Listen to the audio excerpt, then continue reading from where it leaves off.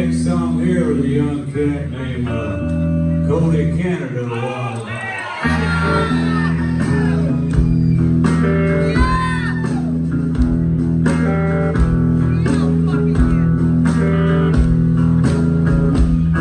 A 68 Camaro, candy apple red, 4-speed transmission, a chrome head.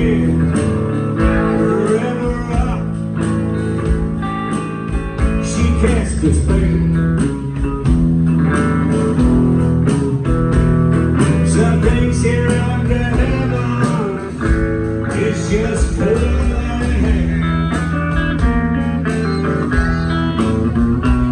and a pack of Chesterfields, some glasses and a suit, and I have a pint of gin, and a gold too. I'm talking about Lightning Hopkins. Lord, I love a pentatonic scale. Some things here under heaven, it's just cooler than hell. Now you got your Gibson ES 335. You got a thing down there called a sex drive pedal. It's for overdrive. You got your brown face Standard Deluxe and a magnetone, but they got JBLs. Some things here under heaven, it's just cooler than hell. This is what that sounds like.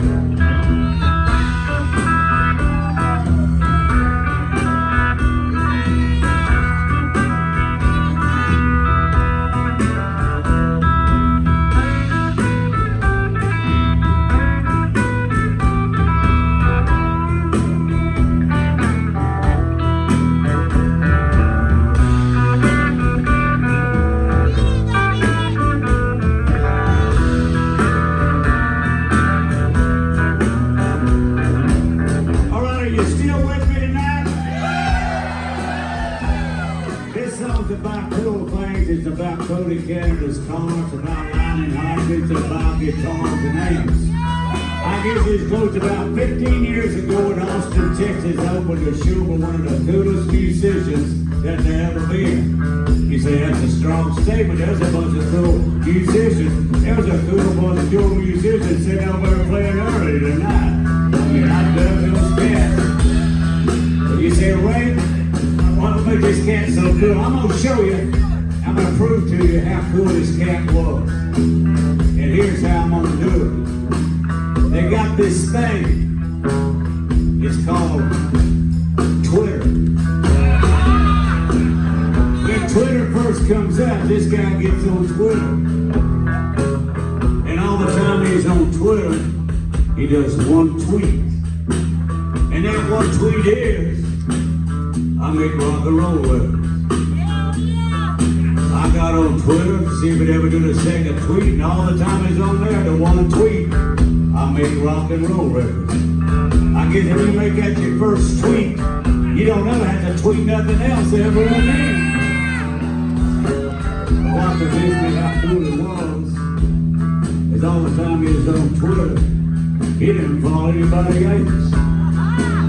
Who am I talking about, you know? Who am I talking about?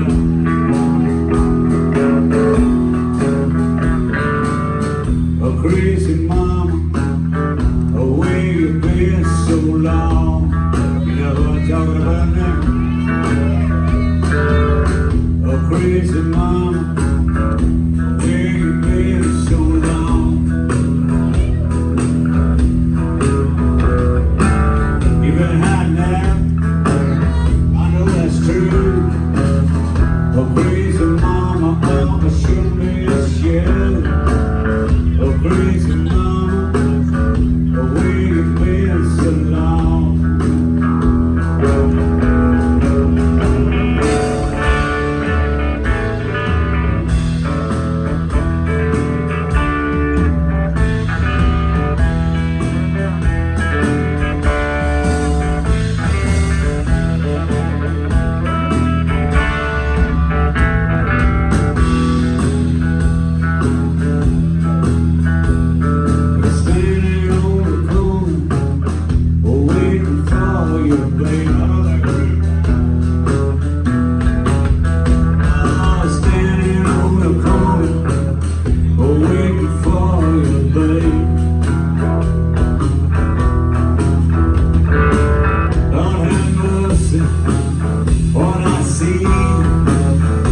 crazy mama coming back to me now. Oh, crazy mama, where you been so long?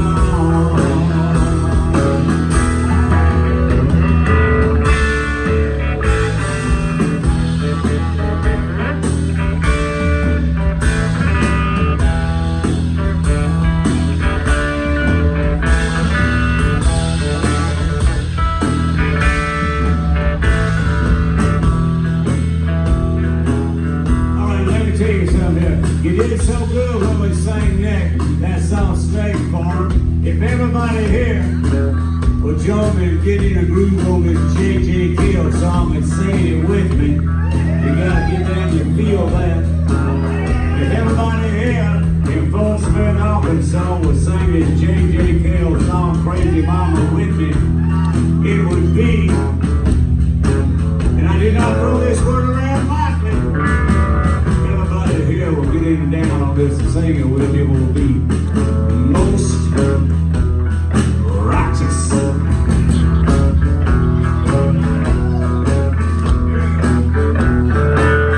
Oh, crazy mama, oh, where you been so long? I know you know. Oh, crazy mama, oh, where you been so long?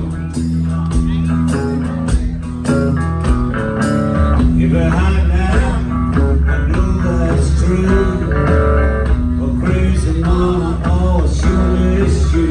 Oh, crazy mama, where you been so long? That's most right.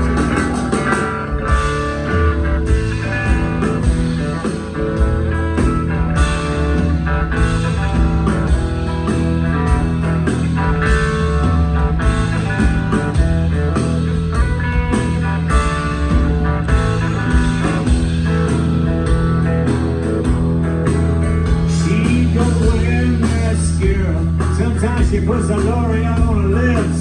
She got a travel tattoo just above her head. I'm talking about a wild Arkansas woman who knows to prove the J.J. thing. Something to under heaven is just cooler than hell. Oh, some things here under heaven, it's just cooler than hell. Oh, one of those coolest.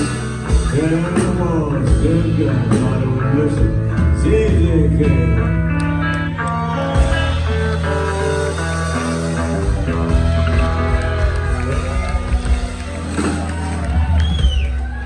I was most righteous.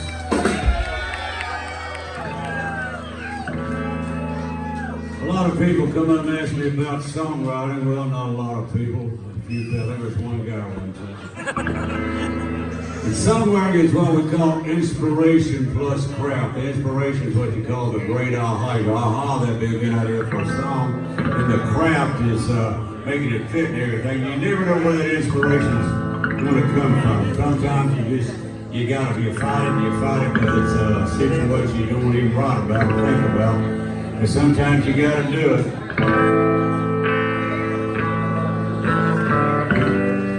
Yes, man.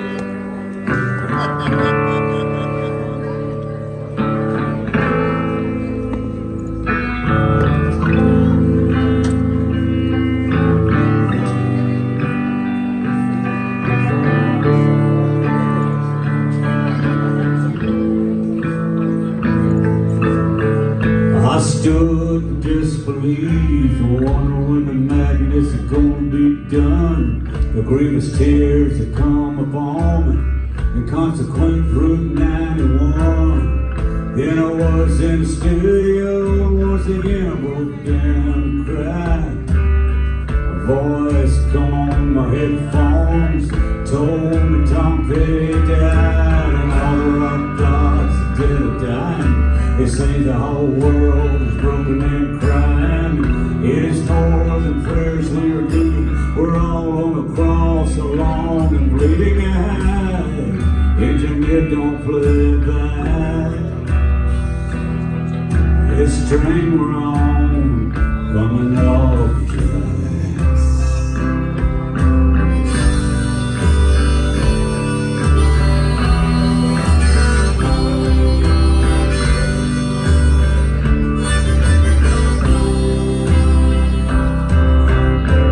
Nobody left to sing the blues the way they're supposed to be sung.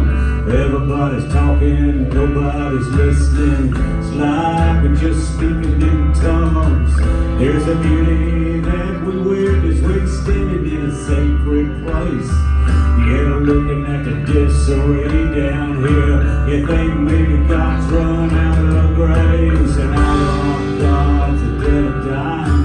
It seems the whole world is broken and crying. It is more than prayers we are needing. We're all on the cross, alone and bleeding. And I, engineer, don't play by. This train wrong is coming off the track.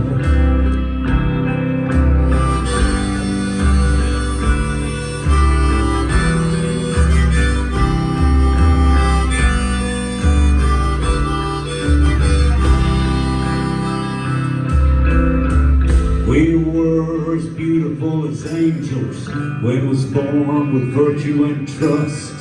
Then our innocence was lost, burned off and turned to rust. We were betrayed by black winged shadows rising in the darkness and dust, stealing us away from the light, leaving broken toys in the dust. And all our thoughts are dead or dying. It seems the whole world is broken and crying. It is more than prayers we are needing. We're all on a cross, alone and bleeding. And if you live, don't play us back now. This train wrong is coming off the track.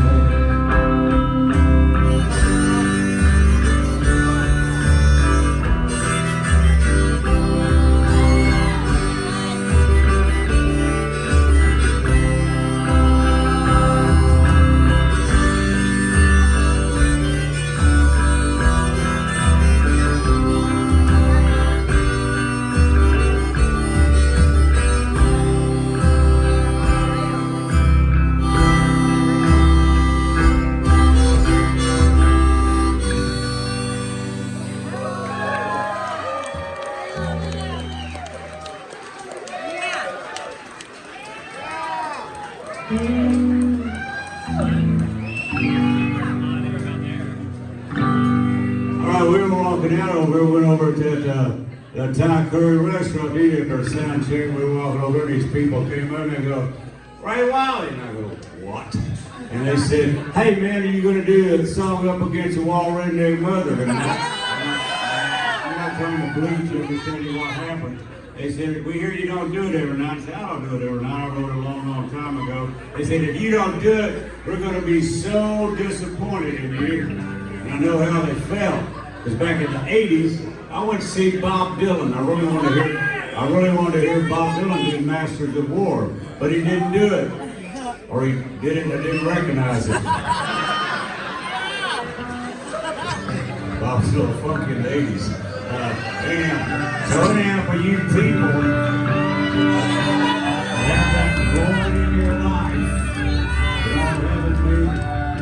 In this soul song called Up Against the Wall, Redneck Mother, that Jerry Jeff Walker recorded a long time ago.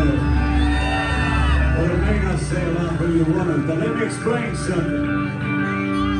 A long time ago in a land far away called West Texas, if you was a young, long-haired, cosmic cowboy, hippie musician, it was very dangerous times. This was before Willie Nelson sang at the Armadillo World Headquarters in Austin, Texas, bringing the hippies and the rednecks together through the power of damn good country song.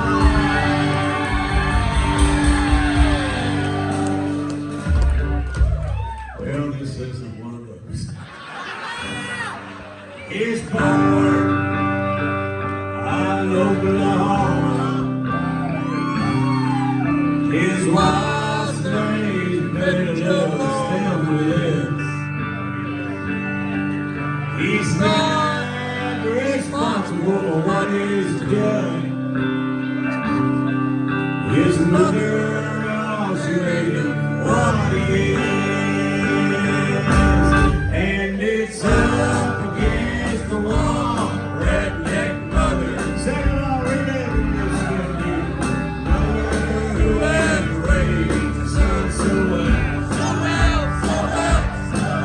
He's 34, drinking in a honky tonk. He took the ticket and hit me his ass and raised him hell. Well, you know, he sure liked to drink Lone Star and Pearl and Shiner Bock beer. He likes beer. What does he like? He likes. He traded in his GMC pickup truck and he got him a Ford. He gave it to his son who put a little plastic statue of Hades Star on the dashboard. He's a saint and it's up against the wall, redneck mother. Sing along, you have to now. Mother who had raised a son so well. He's 34, drinking in a honky tonk. He took the ticket and hit me his ass and raised in hell. You know, him is actually for the knowledge that I've got out of this song, to tell you the truth. Always for all day, doesn't matter enough of this. Tis for Texas, Looking Box, Texas, where Jerry Jim Walker recorded this so long ago. I miss Jerry Jim. Think about Jerry Jim, he's one of my favorite songwriters ever. But on all these albums, even though he had a whole bunch of songs that he had written, he'd put on a song by some unknown kid like me or Gary P. Nunn or Guy Clark or Paul Siebel, you know, and I so appreciate that. H is for here on Fort Smith, Arkansas. I like it here. This is great. E is for, that's a numberless. And R is for, and it's up against the wall, redneck mother. Say one, put your chin. Mother, you had raised a son so well. He's 34, drinking in a honky tonk. He took the ticket and hit his ass and raised him hell. Okay, you're wrong, you're wrong. And it's up against the wall, redneck mother.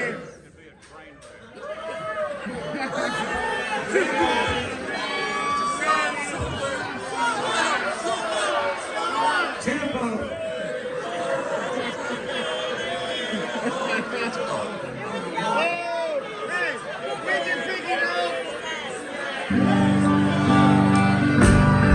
It's just picking up his ass and raising hell.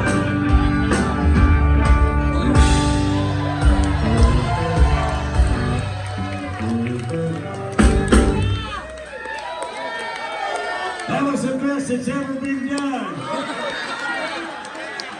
Okay, no, it wasn't. Hey, man, I got some merch for sale here. I don't know where Aaron is, but I got some t-shirts, a vinyl, and a whole bunch of stuff. Like, I was hoping to sell some tonight, but I tell you, after that, once you take the money you're going to spend on one of my t-shirts and maybe buy yourself a pitch pipe and a metronome. If I get this gig again, we'll need it. You know who you are.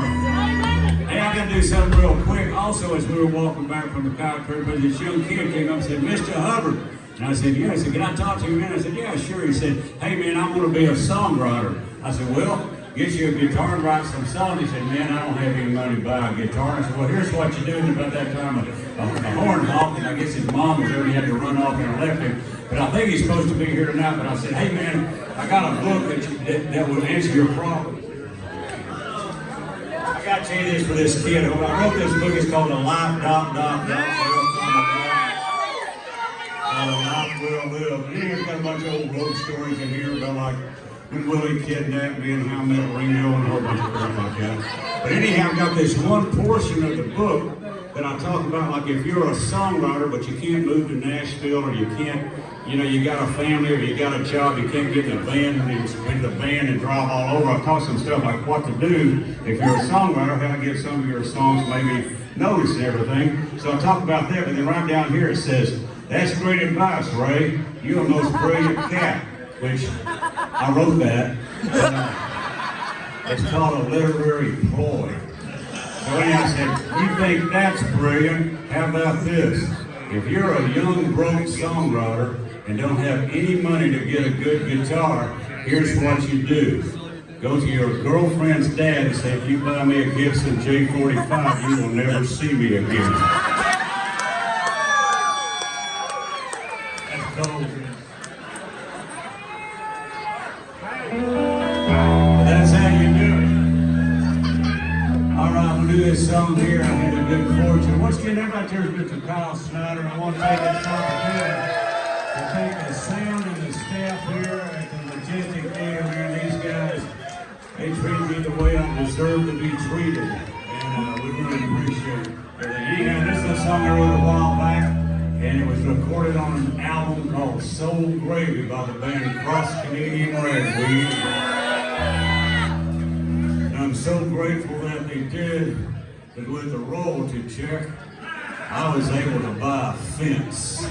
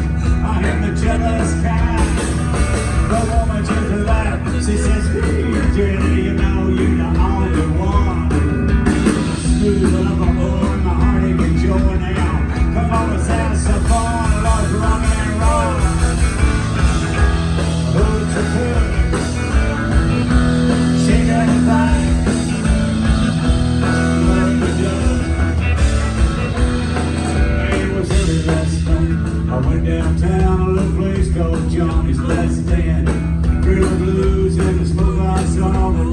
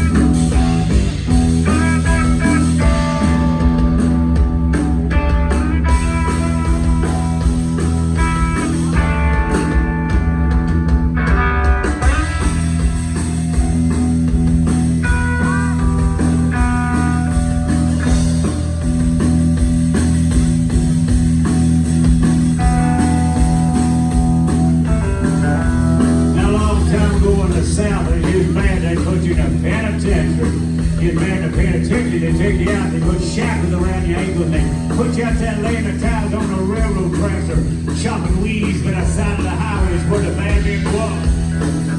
But the bad men would sing. And this is what they would say sometimes. Tell me who's your rain. It's on the river leader. Tell me who's your rain. It's on the river leader. Tell me who's your rain. It's on the river leader. Wrote the book of the seven seals. Tell me what's John writing. John the river leader. Tell me what's John writing. John the river leader. Tell me what's John writing. John the river leader. Wrote the book of the seven seals. God come down in the cool of the day. He called Adam by his name. But Adam hid and he would not come out, cause he was naked and ashamed. But who's that rain? He's John the river leader. Tell me who's that rain? He's John the river leader. Tell me who's that rain? He's John the river leader. Wrote the book of the seven seals. Now if I could, I surely would. I would stand on the rock where Moses stood. Moses stood on the Red Sea shore. He's swatting at the water with a 2x4. John the river leader, tell me who's that rain? He's John the river leader, who's that rain? He's John the river leader, wrote the book of the seven seals. I tell me what's John writing? John the river leader, tell me what's John writing? John the river leader, what's John writing? John the river leader, wrote the book of the seven seals.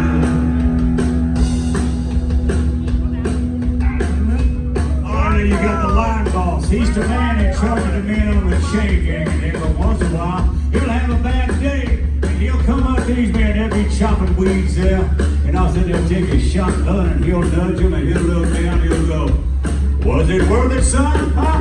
Was it worth it? The men will go, no, this is awful, no, no. And the line man smile, walk on. He'll go to another man, he'll take his shotgun, he'll nudge him. He'll say, was it worth it, son? Huh? Was it worth it? The man will go, no, I swear I'll never do it again. I'm sorry, no, this is awful, no. And the line boss will smile and walk on. Every once in a while, the line boss will come up on these men and he'll nudge him and he'll look down here and go, was it worth it? Was it worth it? And the man will,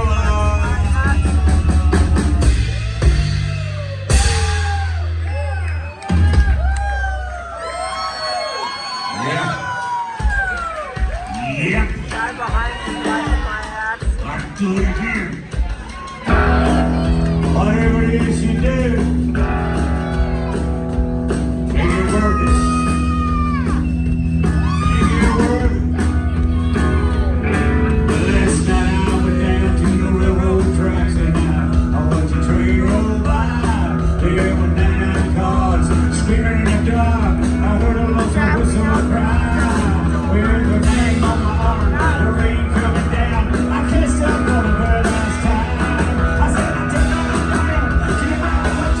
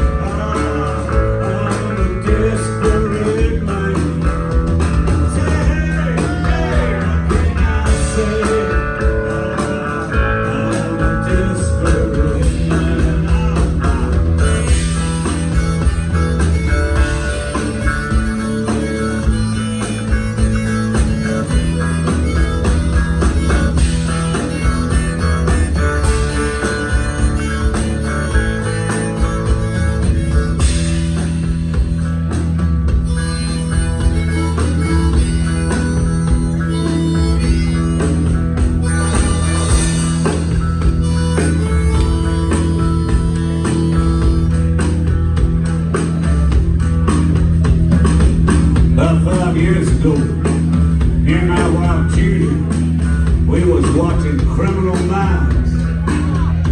And I get this text from Ronnie Dunn. And he says, Eric Church just name dropped you in a song at the CMA Award. I said, Judy, Eric Church sang about me at the CMA Award show. Judy said, we're not changing the channel till Spencer finds the serial killer. The next day, I found out Eric Church got this song called Mr. Misunderstood, where he name drops me and Jeff Tweedy and Elvis Costello. I never met the cat. I said, man, that's strange. And I get this phone call from Eric Church's cell. He said, I want to write this song with you called Desperate Man. So I'm just an old smart ass. So I said, one time I was so desperate, I went to a fortune teller to get my future read, and she said I didn't have one. Eric said, that'll be the second verse.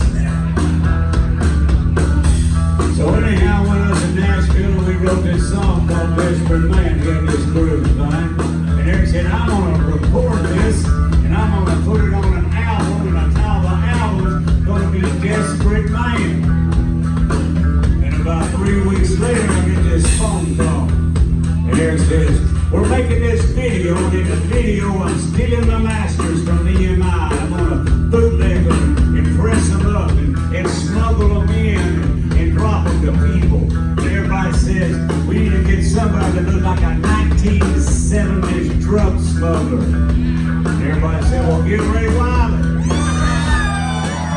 And I dug in my closet and I found a 3-piece denim suit and a gold chain. And I went up there and we did the video.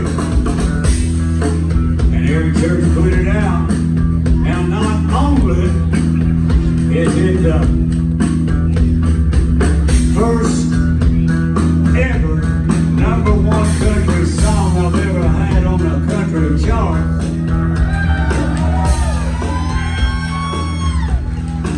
It's the only song I've ever had on the country chart. And I'm so grateful to Eric Church for doing that. Because with the royalty check, I was able to buy a gate for my fence.